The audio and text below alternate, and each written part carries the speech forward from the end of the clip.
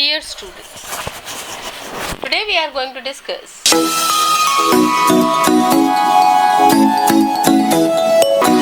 both these chapters talk about the condition of women in untouchable community. So let us start, okay? And there are, because I'll be giving explanation in between, but these writings are self-explanatory. If you are reading properly, you even don't need any explanation. So let's start. The other world had bound us with chains of slavery, but we too were human beings, and we too desire to dominate, to wield power. But who would let us do that? So we made our arrangements to find slaves, our very own daughter-in-laws. So this chapter 8 number is dedicated to daughter-in-law. What is the condition of daughter-in-laws in untouchable community, about which baby Kamle is writing. If nobody else, then we could at least enslave them. Young girls, hardly 8 or 9 or 10-year-old, were brought home as daughter-in-laws. Girls even younger were married off. They were children who could not even remember their marriage. A marriage means chaos. Please note this point. A marriage means chaos, especially for a girl. A lot of hustle and bustle for 8 days. People would go to find out, cut trees and fetch the trunk for erecting the pandal in front of the house. Once it was covered with the leaves of neem and karanja, pandal was ready for conducting the marriage. The bride's family was given a bride price for around 15 to 20 rupees. The bride's father had to meet the expenses of the marriage. The bride's family had to go to groom's place for events. They had to reach a day earlier than the marriage. They were given a dinner of pitale and bhakri. In the morning, they would begin with the haldi ceremony, applying haldi to bride and groom. A small platform called bohole. Now please note down this word, bohole. If you are writing these words and sentences in your answer, that gives very authentic look. We would be raised with the bricks, and it would be raised with the bricks and blanket of sheep wool spread on top of it. Then square would be drawn on it and filled with the wheat grains. The bride and groom had to sit on this. 5 suvaasinis who with auspicious stars would be the first to apply the haldi. They would then tie paper mandwali around their heads. Then Shehnai players would start playing. The people would be respectfully invited to attend the marriage. Women who came to apply the haldi were given saltless ghugria of jowar grains, which they would receive their pallav. This was an important ritual. In fact, the women would themselves bring the jowar. The 7-year-old bride would be dressed up in 9-yard sari. Now this is a paradox, okay? 7-year-old bride is being draped in a 9-yard sari. How difficult and paradoxical this. White with wide red border and thick blouse. The woman would put several things in her palla, which ended up weighing at least 2.5 kilo. The mundavali around her head would also be very heavy, weighing at least half a kilo. On the first day, both the bride and the groom were bathed while the Shehnai played around in ground. Then their parents, aunts and uncles would also undergo ritual bath. Once they were bathed, the bride and the groom were made to sit on the bohol. 2 large haldi mixed with water be kept ready. The woman would come forward to pat a handful of wet haldi first on the head, followed by the face, and finally the hands and the feet of the bride and groom. The ceremony would be taken whole day. The group of girls called Karawalis from both the bride and the groom's side would carry small purse full of betel leaves. They would prepare pan and keep offering them to bride and groom. The Karavalis too would keep chewing pan. Once the ceremony was over, the bride and groom were taken to special ritual meal along the Karavali. The ritual meal comprised of huge plateful of rice topped with piece of jaggery. The bride and the groom hardly go to eat the food. The Karavali would finish most of the rice, all the while Shehnai would continue playing, provide a melodious background. The Haldi ceremony took place day before the marriage. In afternoon, around 4 o'clock, a ritual bath was arranged for the bride and the groom. Two wooden boats would be placed in the courtyard and two huge plates on the both sides. The pots would contain water with the boiling hot. 4 small jugs would keep on the 4 sides and cotton thread would be taken around the jug 5 times. The bride and the groom had to sit on the platform without touching the thread. The bride had to cover the face with veil. She has applied oil and groom's had with both her hands. The grooms would rub some oil on his ears using his fingers. Then the bride was made to pour 5 jugs of water on his head. She had to stand up for this, but the groom would continue to sit down. He poured 5 jugs of water on his bride's head. All that would make the ground quite muddy. Then the bride's brothers would push the groom into the mud and roll him around till he was fully covered with the mud. Once the bath was over, the Karavali on the groom's side would pick him up on the shoulder and the bride's Karavali would do the same. The bride and the groom were not allowed to walk on their feet for the 5 days. On the day of the marriage, the bride would be given her bridal sari to wear. The little girl would feel like she was drowning into that sari. The groom would be dressed in a thick coarse dhoti khadi jacket with a huge turban on his head. He would resemble a scarecrow perfectly. By the time the bride and the groom were both ready, preparations for the marriage ceremony would be completed. 2 huge cane baskets would be kept facing each other. The stone slab for the grinding condiment would be kept in each basket. The bride and the groom would made to stand on these. Then the khadi towel was held between the couple and they would not be able to see each other. Their mamas would stand behind them and the bride and groom wore huge mundavalis and other over those they wore. Their foreheads covered with kumkum.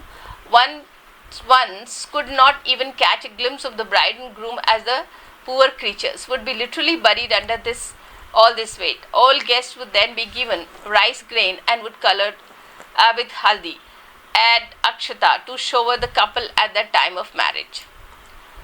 The Brahmin priest. Now this is significant. This whole paragraph is significant. Please reread it again because this is how the dichotomy of the caste system you will be able to understand how this is superficial. A Brahmin priest would be invited to solemnize the marriage. He would stand at the distance for a fear of pollution, but he would never make any compromise on his dakshina. Then he took away without any fear of pollution. Apart from the dakshina, the money he was also acquired to be given about 2 kilo of chana dal, 1.5 kilos of rice, 3 kilo of wheat and huge plate full of jaggery. This was called dry grocery. For the marriage feast, chapatis were prepared and cooked with chana dal and salt. The cooked dal was distributed among several households for grinding. Children with their nose running would surround their mothers when they sat down to grind the dal. They would keep snatching and the mixing and devouring it. There would be flies, hordes of them flying around. Many would fall into the dal. A minimum of 10 flies would be crushed during every round of grinding. See, this is how, the condition of poverty, which you can actually see here. These 2 lines, if you just mention in your answer, this is going to be very exact quote which you are doing from the text. So, a minimum of 10 flies would be crushed crushed during every round of the grinding. The ground dal would be rolled into the huge ball. The children would eat these all days. The flies were terrible. One could not eat without at least 3 of them falling into one's plate. People had to continuously ward them off. So too many flies are there. On the third day, such chapatis would be prepared once again. The bride and the groom would be made to apply haldi on each other. The bride was then made to wear heavy brocade sari called shalu, SHALU, with a design of coconut tree on its pallav. She would be taken away and hidden among boys who had been dressed and decorated like her. The groom had to find his hidden bride among the crowd. This usually posed a problem since he had never seen her before. How he has to recognize her, it was a tough job. The groom had to search for her all over the place. The brother would hide the bride by surrounding him. This would make such extremely difficult for the groom. Finally, he would bribe the Karavalis with coconut and catch hold of his wife. He had to carry her on his shoulder up to the ritual bathing platform. Once he put her down, the boys would make him admit that he had lost to them and would take a kun blouse piece from him. So these are the rituals which we are going, but it is interesting to read. Once again, the bride was made to sit down for a bath next the groom. Then the two brass plates full of haldi kumkum would be kept before the couple. 2 betel nuts would be dropped in the plates. First, the groom had to hold a betel nut tightly and 2 fingers of his left. The bride was supposed to prise the betel nut out of this. This ritual was repeated 3 times, then the act was reserved. It was bride's turn now to hold the betel nut. The way she held it would be quite different from the groom. She would lock her finger, holding the betel nut tightly in her palm. The groom would had to take the betel nut using only 2 fingers. He would have to work hard as it was difficult to prise the nut out of her finger. He would soon close to tear. The bride's Karavali would shout and encourage. She would tighten her hold. The entire Maharwada would present and witness this game. The bride would not give in. The grooms would be prepared to cut off her finger. Finally, the groom's parents would coax the girl to release the betel nut. This ritual was prepared for 3 days. So these are the marriage rituals we are reading. After the ritual bath, the girl was given another huge heavy sari with equally heavy blouse. The buttonless blouse would have to be tied up with the knots. The knot would come almost up to her chin. The little bride would be buried under the mundawali and bashinga, and the weight down by her pallav filled with the various things. This was called the sada ritual. After sada, there would be a procession called rukhwat. Crescent-shaped puris filled with the sniffing made. The chana plate would be tied to dry branch. A comb and several toys made wheat flour were also tied to a branch, along with many token sandals. People dressed up to represent character from the mythology as well as real life would follow this procession with the cane basket filled with small ritual offerings. The Shehnai plate would lead the procession. Many people dressed as a father and mother of the groom would walk along, their forehead covered with the wet kumkum. For half a day, this procession would go all over Maharwada. Everybody in the Maharwada would dance madly. Finally, it would arrive the marriage pandal. People from the both sides gathered around. The rukhwat baskets would be kept between the 2 groups. Everybody would be eager to see what was inside. Generally, the groom's brother and sister were given honor of opening it. Meanwhile, the woman of the bride's family would start singing naughty songs which would be parodied of the groom's mother. The song called her Inibai and his father Yvonne. Here comes the rukhwat. Come and watch. So you just please remember this name. The songs called her Inibai and father Yvonne. So these are the marriage ritual songs. And these are the songs. Our Inibai got an itch in her crotch, give her a couch, season on heat. Our brother is so mad, he says, you know what, get the buffalo from a jatra to fuck her. Then the only thing that can please her, get up, Ivan, take off her clothes, show her the house, give her a bath. This song would make the groom's mother burst into tears. She would shriek the wholer with the rage. Then the woman from the groom's side would pacify her, retort with another song, and would mock the bride's mother. Also dressed in Inibai comes the Rukhwat. These are the songs. So, no, our own Ivan around the catch hold of hordes. Come, friend, and watch the farce. Thus, Inibai cools off her itch. So, groom's mother doles out with sweets. This would enrage the other side so much so that the fight would erupt. How dare you invite us to village and insult? And they would shake. Both sides would fierce freely hurl abuse of each other. Tempers ran wild, and if the bride's side proved to be too dominant, the in-laws would straightway attack the bride's mother and pull her hair. Then fierce quarrel would ensues again. Finally, snares people from both the sides would prevail, and both the end of the fighting and bride's mother and groom mother would make up each other. On the fourth day of the marriage ritual, the ceremony taking of bridal's crown would be performed. This would always be done in the morning. People from both the families would gather for the occasion under the specially built pandal. Brass plates would be placed on the head of the bride's mother, and other would hold the plate in. Then men would quietly sit on the side. Women with the tears steaming down and sing the Zulu song. And these are the songs. Zulu by Zulu in front of a house. There was a lovely juju tree. Then came thief, son-in-law. He carried off all of to see, but what trees? My poor love helpless weep. Zulu by Zulu in front of the house. There was a jasmine vine. Weep not, O poor mother of mine. Zulu by Zulu in front of the house. There was a champak white.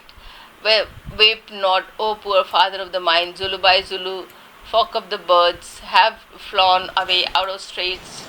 So Zulu by Zulu. So this is how the song is there. However, the girl's marriage meant nothing but calamity. After marriage, she was allowed to stay with her parents a few days, but then her sasra would go to fetch her. He would bring him gram, rice and jaggery. The bride's mother would then prepare a small sweet meat with these. The girls would carry the basket filled with these sweets for a new home. Thus the girl would embark upon a new life that harsh and arduous.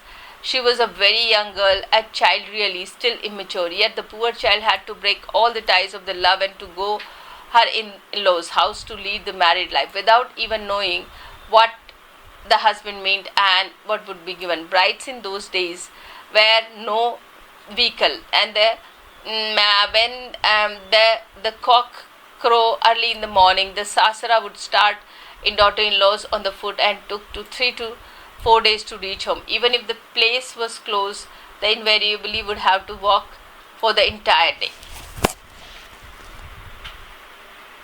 The bride arrived in her in-laws' home. She would be asked to make bakris, 2 basketful. The child would sit down to make them, but she would not be able to pat the balls of the dough into proper round shape. They would remain thick and small, no bigger than her palms. Then she would put them a hot tawa. It would invariably get burnt some places and remain uncooked in some. Then the sasu would call all her friends and neighbors and hold on open exhibition for the tiny burnt bakris. Atabai, come and see what's happening. You think brought her a daughter of a woman into my house. Look at this bakris and slut she prepared.